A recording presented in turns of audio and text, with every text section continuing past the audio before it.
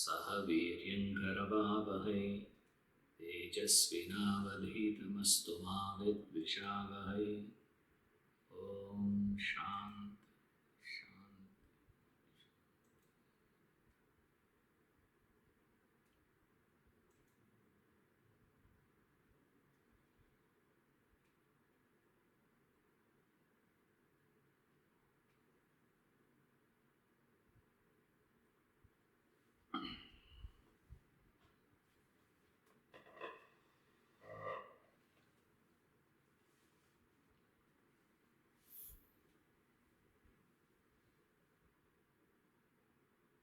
There are two words that you got to get familiar with: subject and object.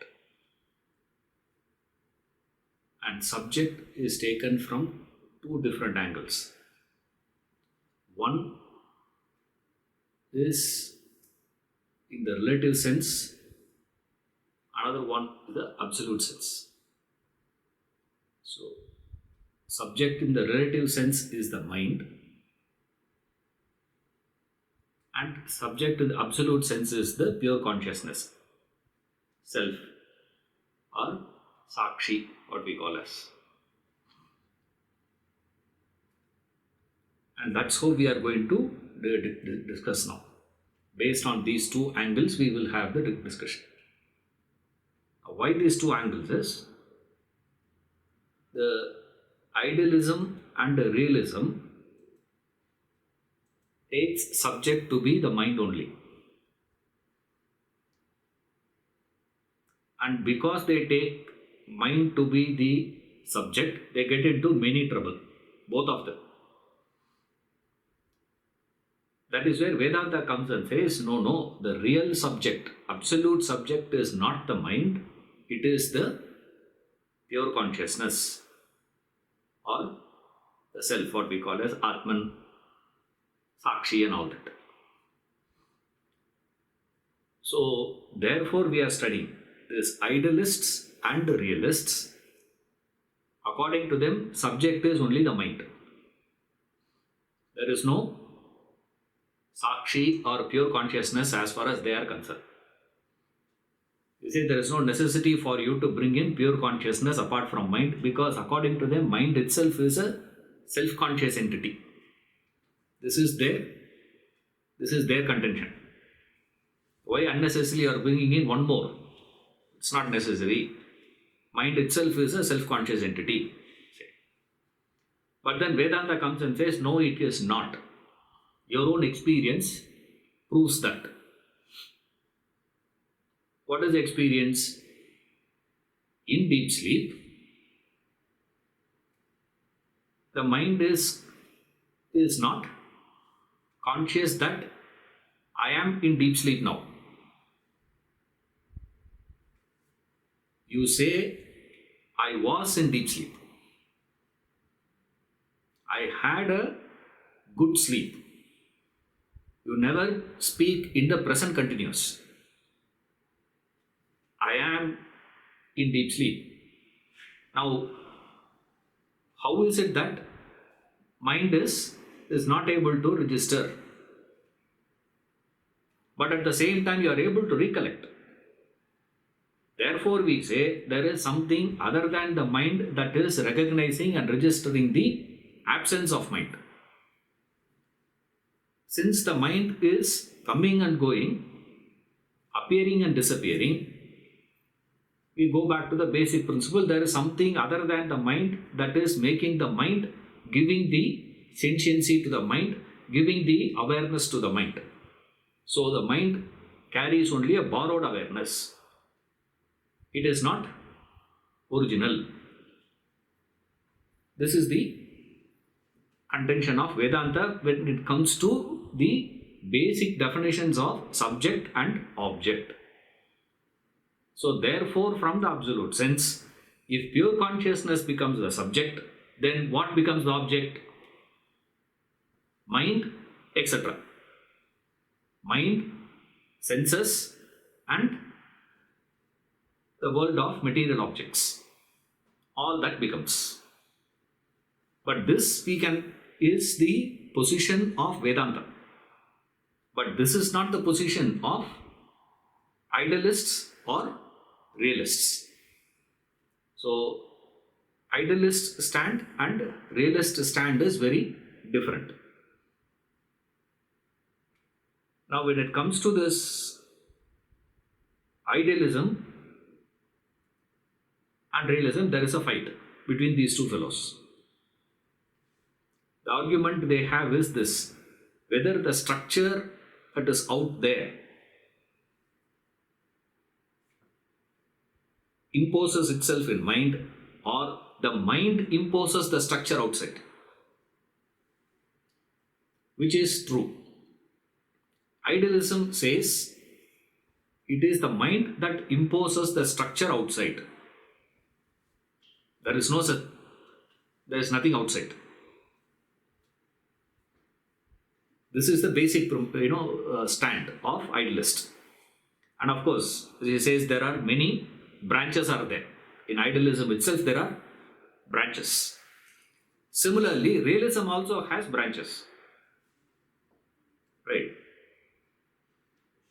Like transcendental idealism of Kant and absolute idealism of Hegel, all that is there. I don't know whether it depends on I think how we are going to see. Right? Similarly, realism also has branches. Direct realism and indirect realism. There are schools. Where they say direct realism is a simple one. Indirect realism has its own. So, as we keep seeing, there are so many angles, and these ideas were evolving actually. And predominantly these ideas were taken from the perspective of the Western philosophers. This idealism and realism, even though even in India we were having groups of idealistic philosophers and realistic school. Realism school is there in India, idealism school is there in India also. But many people think Vedanta is also part of idealism. Vedanta belongs to the category of idealism. Now he says, no. Vedanta doesn't belong to the category of either idealism or it doesn't belong to the category. You cannot categorize it and say it is realism also. It doesn't belong to both. At the same time, both schools can claim, both schools can benefit from Vedanta. Vedanta supports something of idealism. Vedanta supports something of realism. Vedanta rejects something of idealism, rejects something of realism also. And then Vedanta gives its own theory. Theory we have seen already. Theory means intelligent accounting of observed facts. Certain conclusions you arrive at with certain facts that are presented in front of you. What is a fact? There is a fact that we are experiencing the world. There is no doubt about it for any one of us. Since we are not having any doubt about it, we have to account for it. In that accounting, we are having two schools. Right? Let's see idealism today. Yes. Page 295, Idealism. Idealism is a theory which makes the subject responsible for the phenomenon of the world. The idealists say that this world is not what it appears to be. The world perceived is produced by the subject's activity. The mind projects the entire phenomenon. Thoughts create it all. The thoughts are the reality according to the idealists. The world, a mere illusory projection, with no reality of its own. The idealists have advanced their arguments in support of this theory. Two of their main contentions are: 1. You perceive the world, claim that the world is real, that it exists on its own. You do not seem to realize that the same world disappears no sooner you fall off to sleep. In deep sleep, you do not perceive the world. Even in the waking state, when your mind is totally absorbed in some activity, like being engrossed in a novel, you do not see someone standing in front of you, or hear him calling you, or even feel his pat on your back. The idealists thus maintain that you do not perceive the world when the mind is absent, when the subject does not participate. Your mind alone, your thoughts alone perceive the world. Therefore, according to the idealists, the entire world is but a projection of your mind thoughts. Your senses no doubt perceive the world, but they cannot do so without the mind. No mind, no world. That is the idealist's law. Examine the case of hypnotism. The hypnotist suggests powerfully to a protege that the floor on which he stands is a lake. The thoughts in his mind are changed from the floor to a lake. The person does not see the floor anymore, sees a lake instead. He starts fishing in it. So it is your mind, your thoughts that create the world. The world has no reality of its own. This is one argument that the idealists put forward. 2. The second contention of the idealists is that the reality of the world cannot be based entirely on the senses. People attribute reality to the world relying merely on the evidence of the senses. Senses are surely not reliable. Your own senses interpret the world differently at different times, places, and circumstances. Then there are the variety of senses of humans, birds, and beasts. Submarine and subterranean creatures have senses too. Each set of senses has its own interpretation of the world. They differ widely. Now, whose senses are to be taken as authoritative? Whose senses fixed as the standard? They vary from being to being. Even in one being, the senses change. You cannot treat a variable factor as invariable. It would be a mistake to do so. Hence, the idealists have concluded that the world is not what it appears to be. The world as it appears is false, illusory, unreal. The idealists give all importance to the subject, none to the object. They take the subject to be everything, as the creator of the phenomenal world, little realizing the subject is variable, changeable, impermanent. They make the world depend entirely upon the subject. They fail to understand that the subject itself is a part of the created world. A part of the creation cannot be held responsible for the creation, just as a dreamer is a part of the dream, an aspect of the creation of the dream. The dreamer, the dreaming subject, has not created the dream. The responsibility for the creation of the dream world cannot therefore be placed on the dreamer. Similarly, the waker, the perceiver in the waking world, is a part of the waking world. It would be incorrect to hold the waker responsible for the creation of the waking world. That is what the idealists have done.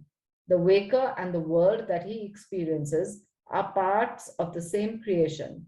Hence, the world cannot emanate from the waker, perceiver, subject. There lies the fallacy of the idealists.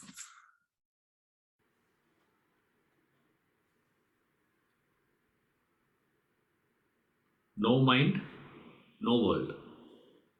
This is the stand of the idealists. Similar thing you would have heard from Vedanta also. This is the reason why I said many people have taken Vedanta also as a kind of maybe one way of idealism, they think. See, because we also speak a lot in the same language. See, so what is idealists' stand? Their stand is the reality that you are experiencing, the world that you are seeing, is just a series of mental ideas. That's all. It is just your mental idea. That's it. Your mental idea is getting projected out there.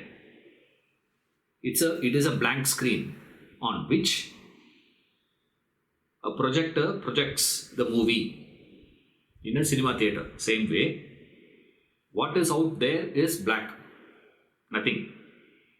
Your mental images are getting projected there.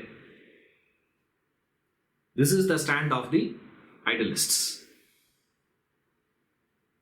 And Berkeley is the first one to, or the most important person to have developed this idea of this, with his popular statement, if it is not perceived, there's no world. He says, to be is to be perceived. Perceived by somebody, obviously. If nobody is there to perceive, and he gives fantastic arguments.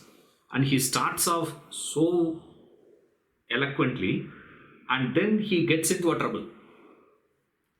And he doesn't know how to get out of it. And suddenly he goes off tangent into so many things he has to bring in unnecessarily to explain. And why all that is because the fundamental error of taking the mind to be the subject. That's all, nothing else. If you take mind itself to be the final one, you get into this trouble. You can't escape from that. And they give, all this is the distinctions that we are seeing. All that we are observing outside is that all this is nothing but your mental images. All the qualities that you are seeing, all the properties that you are seeing, it's not there out. Then where is it? But I am seeing, no. If the perceiver is not there, the perceived cannot exist. It doesn't exist. Because of the perceiver only, the perceived is getting its existence, is what he says. And then there are objections raised by people for that. They say, okay, if you say that, then there is a problem. What is the problem of theirs? I told you, there are two ways we will see the contentions. Of course, I am not going into the details of it, because too much of details will unnecessarily confuse you. But the way we have to see is the way the arguments were presented is so interesting to study here. How Idealist gives his contention, how Vedanta gives its contention. There is a fascinating way. Now he is giving two. Same way, I'll give you two. Right? What is the fundamental contention of a realist to idealist? Because idealist is making very clear statement. See, all our mental ideas is what we are perceiving there. Full stop. There's nothing outside there. You see a mango there outside with that color, with that shape, with this one, that one. All that is because of your mental ideas. Your mental ideas are not there. If this is not there, it is not there. It is as simple as that for these people. So for which the realist comes and gives his, he says, I have a objection for that. There are two objections they raise, different from what is given here. Okay, what he is giving is how Vedanta deals with it. The first objection raised by those people, very simple. He says, if outside world is purely existing because of the perceiver, but then how will you account for a regularity in life?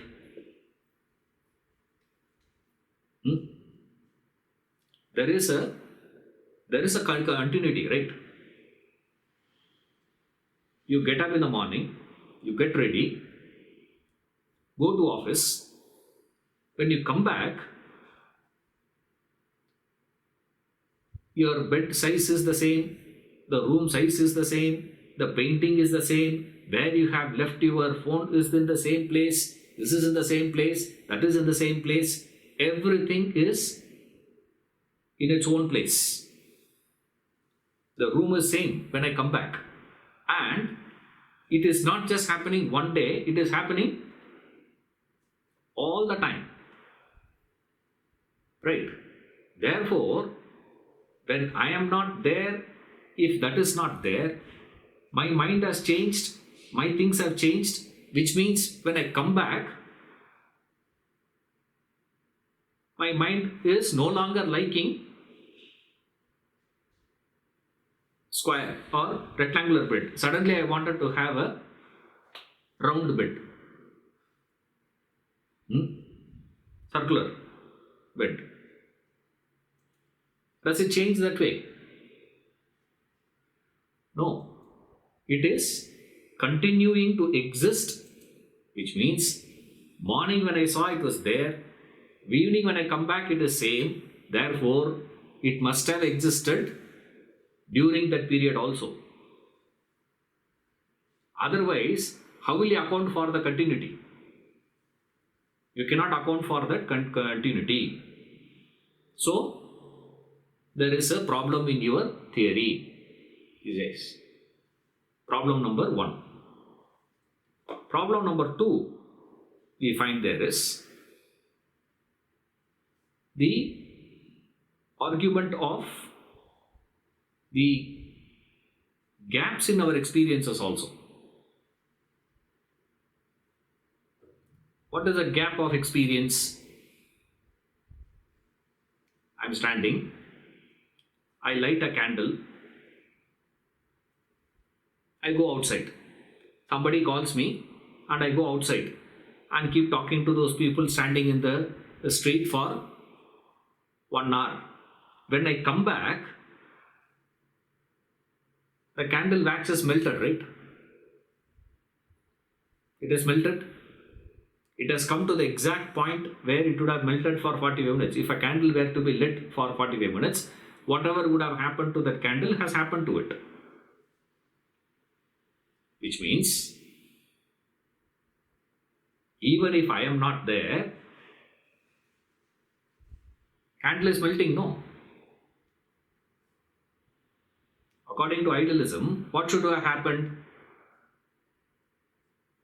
If I am not there, candle should have disappeared. And when I am not there, what is the purpose of me lighting the candle? The purpose of me lighting the candle is when I am there, there should be light. When I am not there, there is no necessity for the light to be there. So what should have happened according to idealism? Candle should have frozen or should have disappeared, and when I come back, this is the difference between the room example and the candle example. Remember, in the first case, there is regularity, there is continuity. The continuity also idealism cannot explain, nor idealism can explain with reference to this point. Both these points are, both these experiences it is not able to resolve. Now they get into trouble. Right? This is what I said. Starting point was fascinating, and then once the objections came into picture, the problem is they don't know what to do now. How will you explain? Therefore, what they do is, suddenly they say, look here, you have a mind, mind is there. But then, there is a thing called universal mind, called God. That God is watching all the time. Since that God is watching all the time, according to the theory, what is it? As long as there is a perceiver, there will be perceived. So, continuity is happening because God is watching. The candle is melting because God is watching. Finished. Problem solved. You see, this is what you see. How they start rational, suddenly they switch over to something which you cannot understand. Suddenly he says, now why all this is, how do you account for all this now? You are finished. Then their arguments are fascinating. The fellow says, idealist.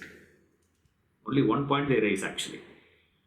To put off, to irritate, idealist, realist has to say only one thing. If you believe everything is in your mind only, to who are you talking?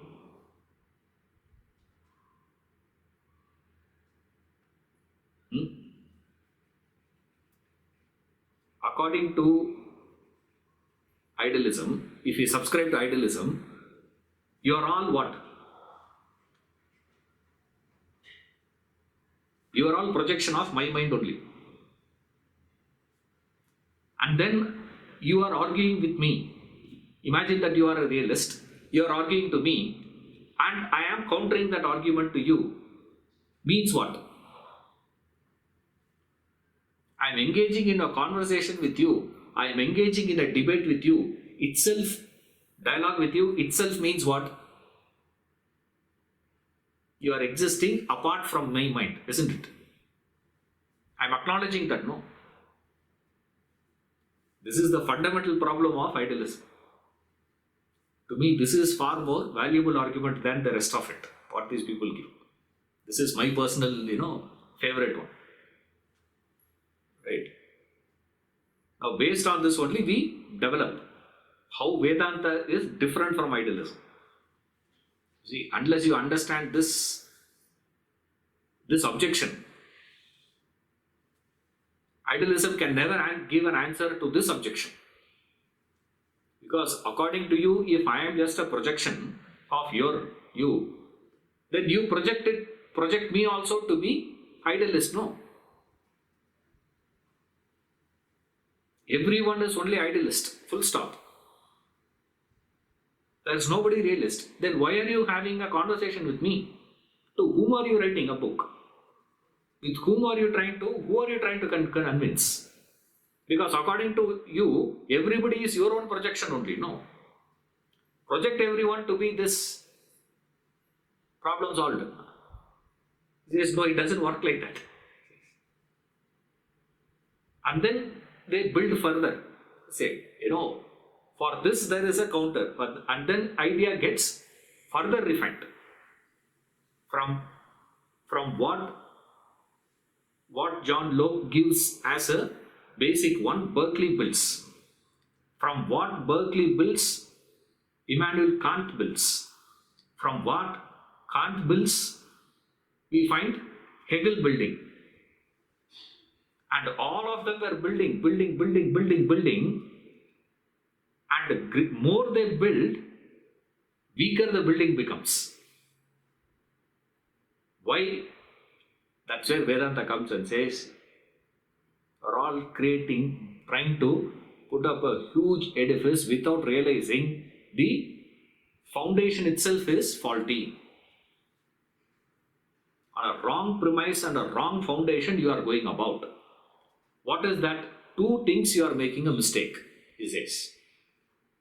One, the data mistake and the very definition mistake. That is what he is saying. 2 points. The 2 points that he is giving is this. Data mistake.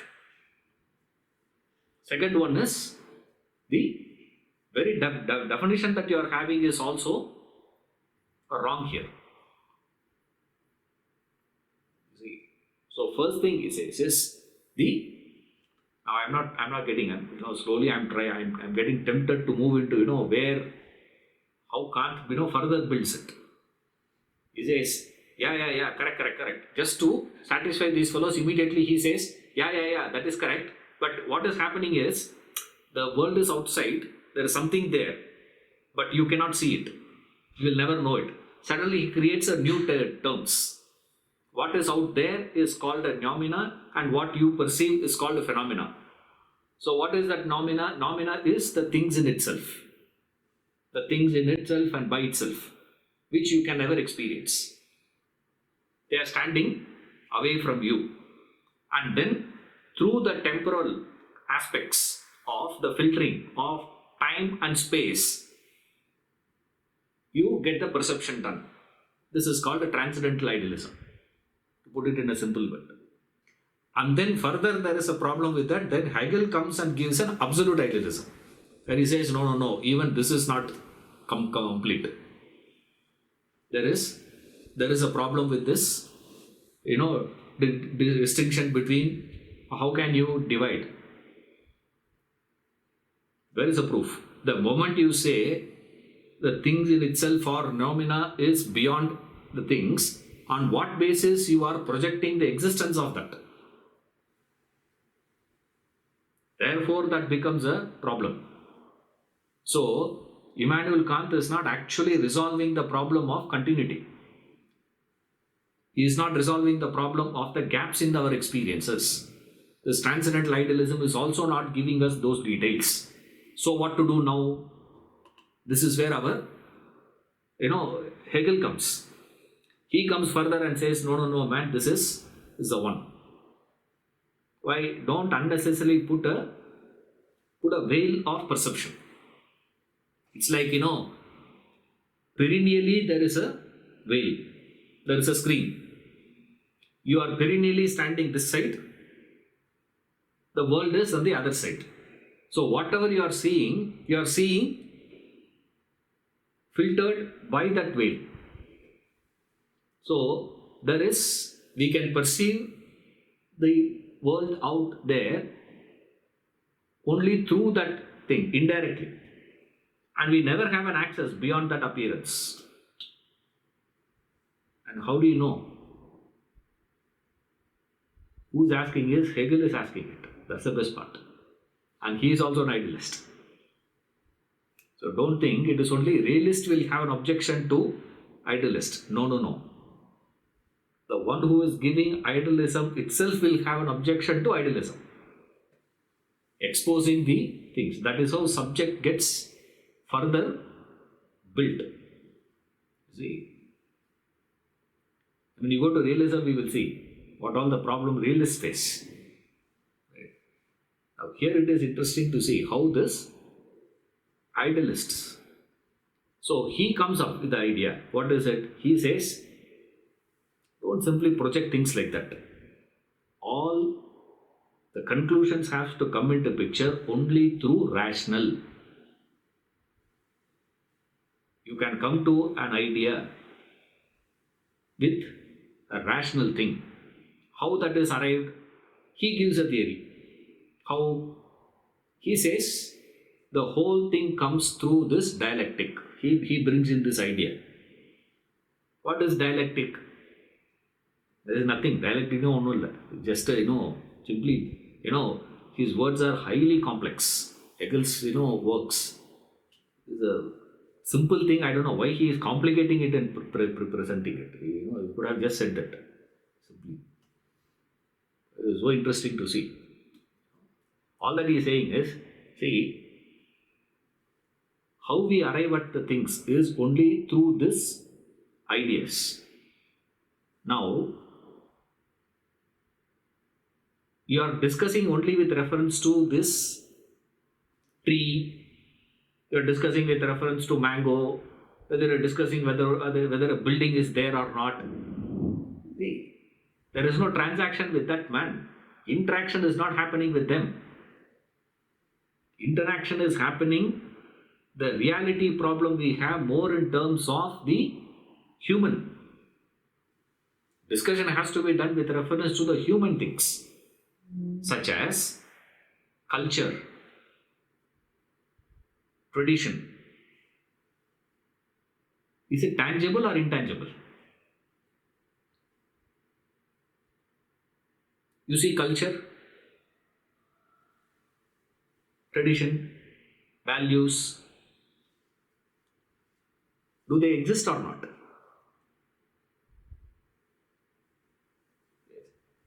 How did you arrive at that? He says, these ideas were the one which is coming. These ideas we need to arrive at the rational method. What is the rational method? Dialect. What is dialectic? Two people should have an interaction. Two human have an interaction. Two mind interacts. What is interaction? I say something. Immediately what you do, you find a inadequacy in that, or you find a flaw in that, or you provide a counter view, what he calls as thesis and antithesis. What I give is a thesis, the objection that you bring in is antithesis. Then what do? We do, and then for that antithesis I give a reply, thesis. Then for that you give another one. What is it? That is antithesis. The thesis, antithesis, thesis, antithesis, thesis, antithesis. When we keep doing like this, a point would come where we evolve a synthesis of both. Thesis and antithesis get synthesized, we evolve a new idea. Now, that evolved new idea, does it belong to me or does it belong to you? Is it mine or yours? Both of us can claim equal, right? Then what happens? Whatever synthesis that we have arrived at, you and me have arrived at one synthesis. That synthesis becomes a thesis for the third person. Then the third person, C, Mr. C. Mr. C and Mr. D will have a thesis, antithesis, thesis, antithesis, thesis, antithesis. And then what will happen? One synthesis will get evolved. Like that we have all the minds. I have my own values, my own culture, my own tradition, my own beliefs, plus the thesis plus synthesis in my mind. Same way, all of us have certain common thesis, common synthesis. Right? The common idea that all of us were having is what he calls as spirit.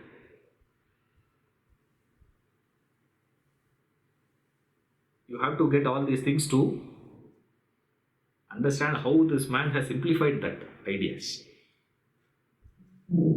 See, how much they have to go to justify their stand. They're struggling to justify. Thesis, antithesis, then this. Then you have to have what?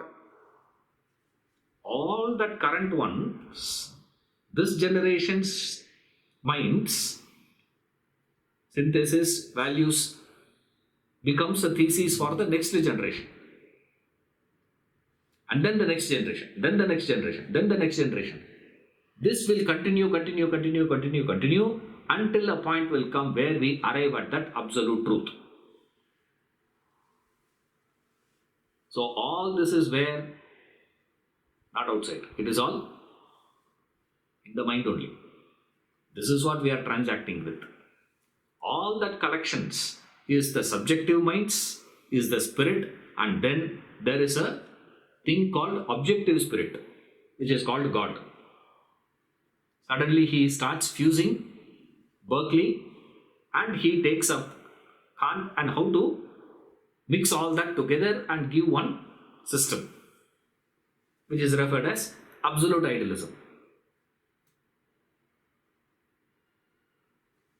You'll feel like, Sari, what is Vedanta saying? Vedanta doesn't go into, this is the beauty of the subject. Why I am giving all this is not to show off, remember.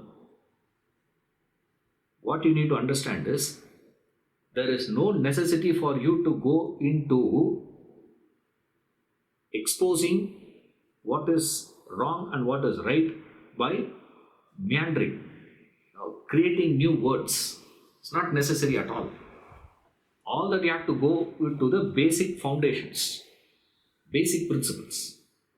What is Vedanta saying? Vedanta says, okay man, now what is your stand? You are saying everything that you are seeing is the world. I don't want to go into the objections for Hegel and what is the answer given by him, how he justifies that, all that, how Kant is justifying, how Berkeley justified. Just give you an idea of what they are saying and what is the general objections to that. Now, what is Vedanta giving here is, it says, okay, you are taking the stand of what? The perception is made by whom? By my mind. My mind gets the information from whom?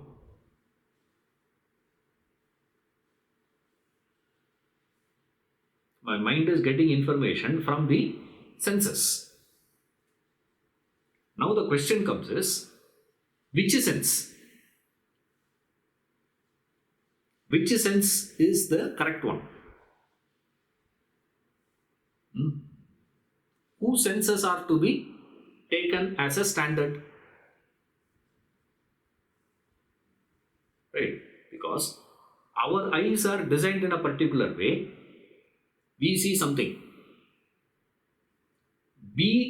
Eyes are designed in a particular way that sees something else.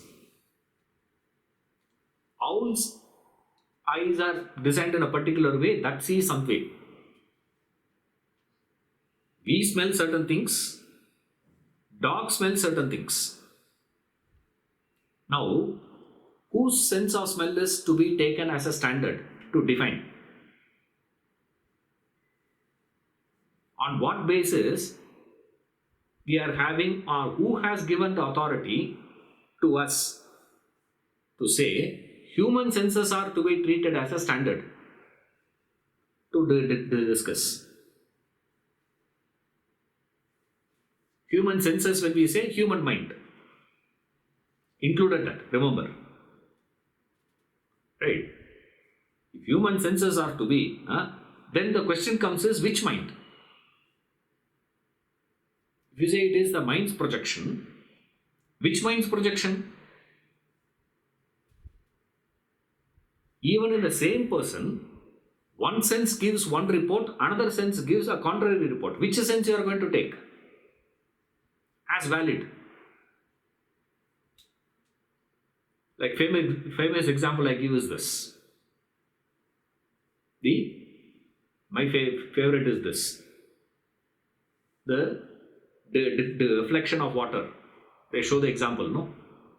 You put a stick inside the water, a glass ball you have. You put it inside, the stick looks bent. Your eye gives a report that it is bent.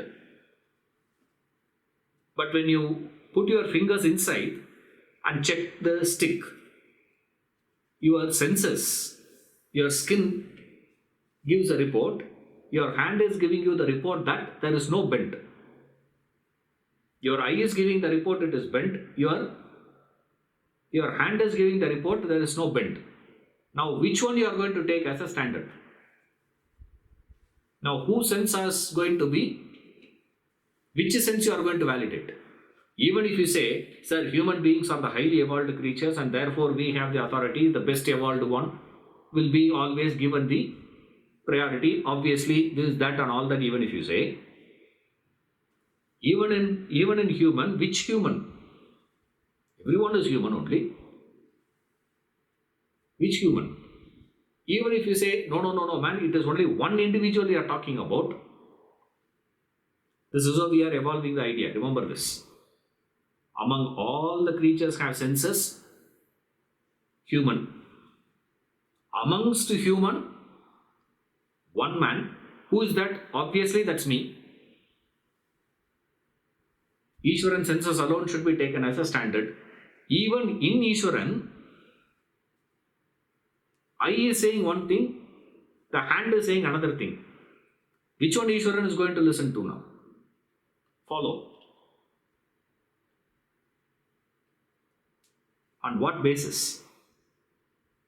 Gives a contention. He says, whose senses is to be treated as a standard one, man? Who is the authority for that? One. Second one we take is, now we are going to first one, data. The second one is application of logic, tarka.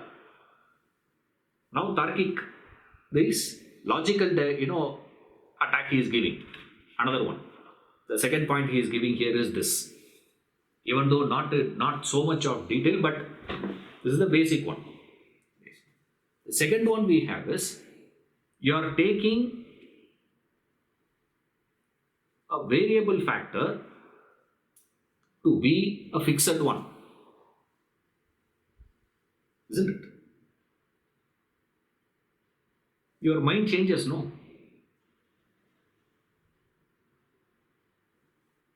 When you say my mind, it's not the senses I am going to listen to. First one he says, entire creatures, human, entire humanity, in humanity, one person, in one person, senses. No, not senses. That is why, Ishwaran, we are discussing about mind, not senses. So, the real subject is not the senses, the real subject is mind, will be the stand or the contention of the idealist. Immediately Vedanta comes and says, no, man, when I say senses, I don't mean senses, I am talking about the mind only. What is a blunder you are making? You are making a blunder of an error. Error is what? Taking a variable factor to be a fixed factor.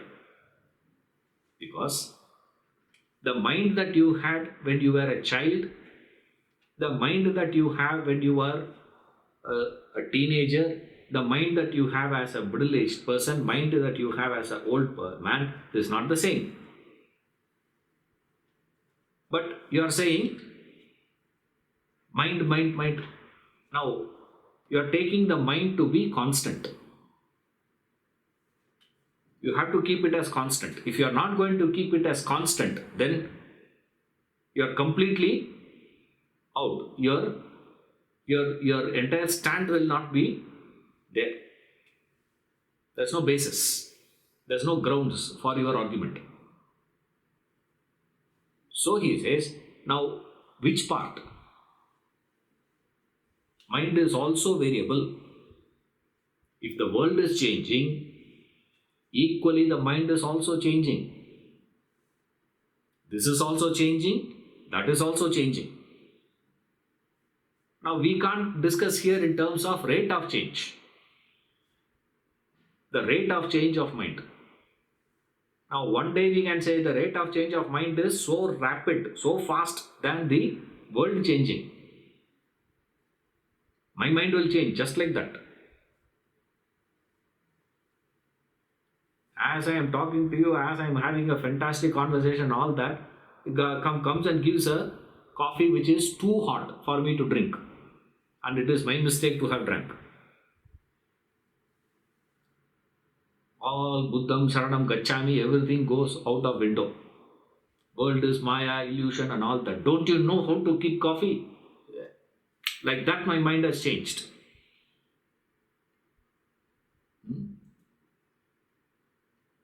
Which one you are going to take?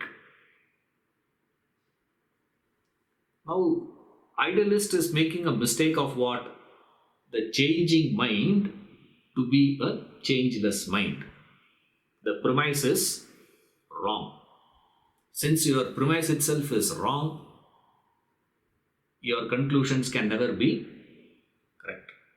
It is a wrong conclusion you have arrived at. Your theory is wrong. Then he goes to the Tarka, he finished. Now he is moving to philosophy. Philosophical contention. First one, data. Second one, logic. Now he is coming to philosophy. The philosophical, the data and logic he puts together in the first point. Right. So the first point, over that is. The second point is where he is coming to the next one. You say, yes, the problem of philosophy is how can the part and parcel of creation be responsible for creation?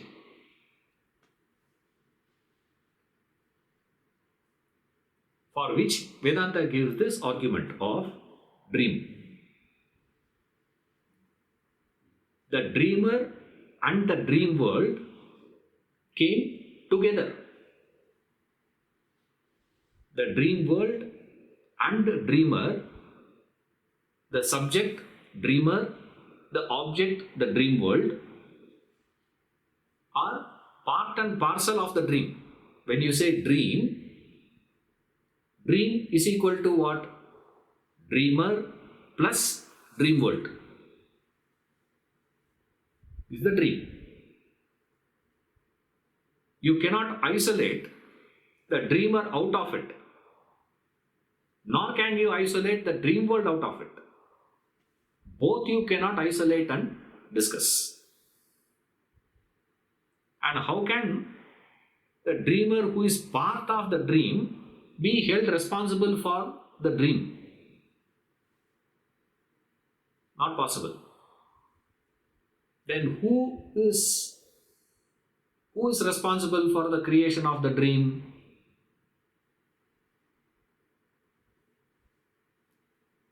Vedanta says that's a different question. That's a different case. Right? That is a different case. But in this case, this is the reason. Out. The waker, me, the subject, waker's mind, is what we are discussing. The waker's mind is part and parcel of the waking world. So, how can you say the waker is the responsible?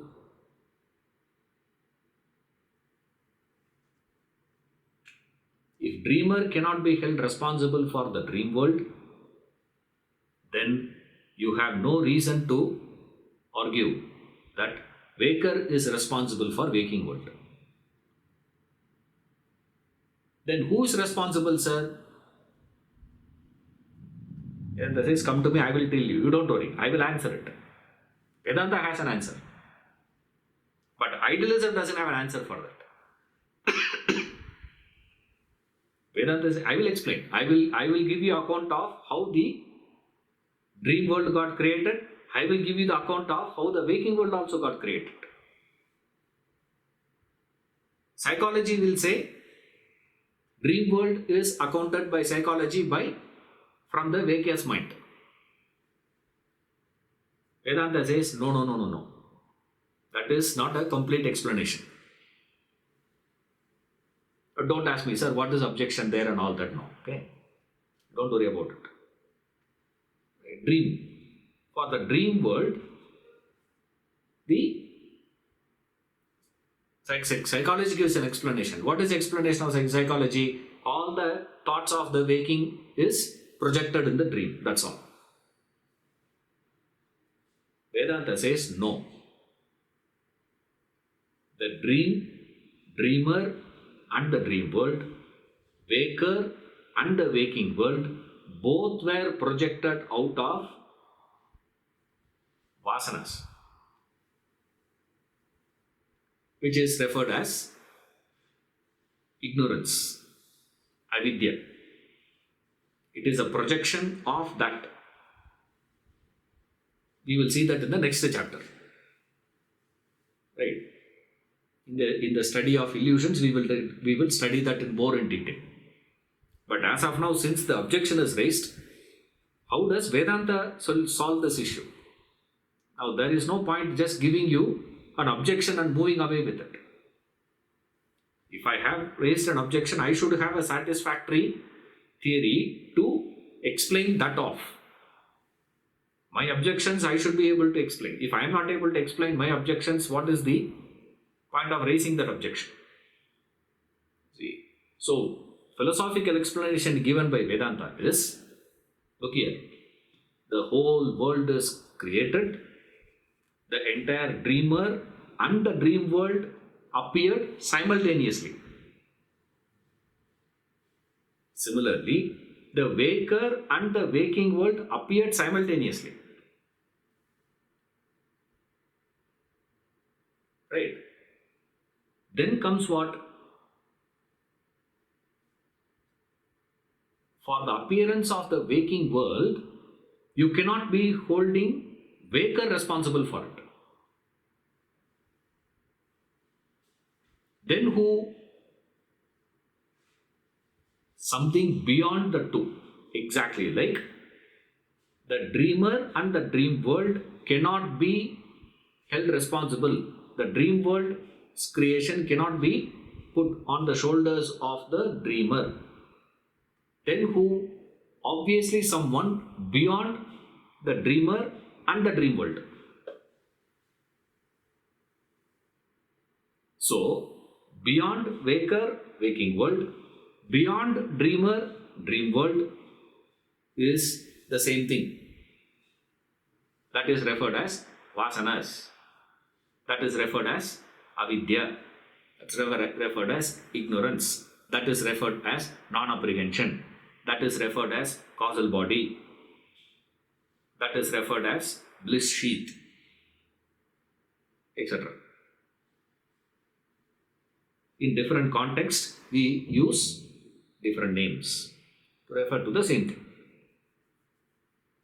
Like, I am one person calls me father, another person calls me friend, another person calls me teacher, another person calls me neighbor. Right?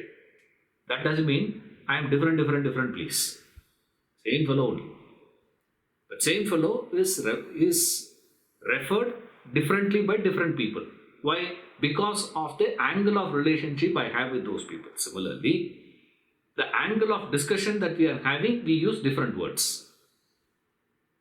That's about it. And this is, we have to study in terms of language. Why in a language? In some other context, we will study that. We'll see. In languages, why we are having many words to refer to the same? Many words are there to refer to the same thing. But then they are not totally different. At the same time, it is not the same also. If it is exactly same, then you don't need a new word, no. In the same language, I am not talking about different languages. In the same language we have. Isn't it? Emperor, king, monarch, all that there, no? But all that refers to the same position, lordship, but are all three same? There is a slight difference. It is just a slightly, that shade is different. That's about it. But essentially it is the same thing. Anyway, that is a study we will do in the next chapter. But anyway, right. As of now, what we have to understand here is idealism is given to us. What is idealistic stand? Idealist stand is there is nothing outside. It is all my projections. And they give the proof, a fascinating proof they give. The proof, what they give as a proof for their ideas is a beautiful one. I have not touched much on that part. I have touched only about what is the objections, because it is so self-explanatory here. So easily he has presented. Right. If I touch upon it, I will make it more complex perhaps. Confused. These days is the world is there. What is the proof? It is only your projection. If the mental participation is not there, means there is no world. So it is my mental participation, it is my mind that is projecting the existence. Otherwise, it doesn't exist. Only when I look in that direction, it is there. If I am not looking in that direction, it is not there. So therefore, who is responsible? They give a very powerful argument of hypnotism. It's one of their very, very strong argument. You hypnotize a man to believe there is, it is a lake. On a stage, you tell him it's a lake. He will go fish it. He will fish actually, and he will bring that fish, cook, eat. All that he will do. And there are videos you can see in YouTube. It's there. Person is told that it is a hot charcoal I am keeping, burning. Charcoal. Right? And actually he is keeping an ice cube. The skin gets tarred. What you will do? How is it possible? Why? His mind has projected that as this, and that has become a reality. To him it's a reality. Similarly, he says, Idealist says, you have projected the world. Therefore it is. This is the stand of this. To be is to be perceived. If there is no perceiver to perceive, there is no world. So, how the world is existing, how the world has got into its reality, from where it has come from the projection of our mind. This is idealism. Right. See you in the next class.